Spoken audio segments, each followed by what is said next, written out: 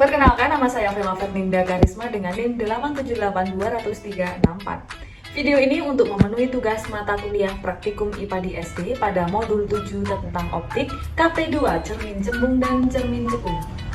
Adapun tujuan praktikum ini untuk mengamati dan membedakan sifat-sifat bayangan, apakah nyata atau maya, apakah tegak atau terbalik, apakah diperkecil atau diperbesar, yang dibentuk oleh cermin cembung dan cermin cekung yang dianalogikan dengan centong sayur. Yang kedua, mengamati sifat-sifat bayangan pada kedua cermin tersebut. Dan yang ketiga, memahami prinsip dasar pemantulan cahaya atau pemantulan bayangan pada kedua cermin tersebut.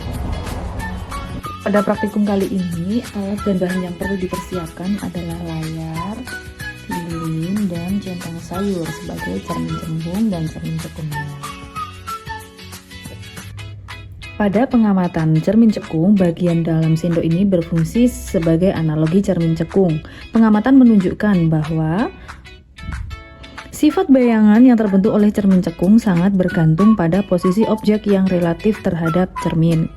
Ketika objek sangat dekat antara fokus dan cermin, hasil yang terlihat, bayangan terlihat tegak dan diperbesar. Sedangkan ketika objek agak jauh antara pusat kelengkungan dan fokus, maka hasil yang terlihat, bayangan terbalik dan diperbesar. Sedangkan ketika objek sangat jauh, lebih jauh dari pusat kelengkungan, hasil pengamatan bayangan terlihat terbalik dan diperkecil. Pengamatan pada cermin cembung. Bagian luar sendok berfungsi sebagai analogi cermin cembung. Pengamatan menunjukkan bahwa sifat bayangan yang terbentuk dari cermin cembung bersifat konsisten, tidak peduli posisi objek. Ketika objek sangat dekat atau menjauh, hasil pengamatannya selalu terlihat tegak dan diperkecil. Jadi bayangannya selalu terlihat tegak dan diperkecil. Ini adalah karakteristik utama dari cermin cembung. Dari pengamatan ini dapat disimpulkan bahwa cermin cekung memiliki kemampuan untuk menghasilkan berbagai jenis bayangan, tegak atau terbalik, diperbesar ataupun diperkecil, tergantung pada posisi objek atau menunjukkan sifatnya sebagai cermin konvergen atau mengumpulkan cahaya.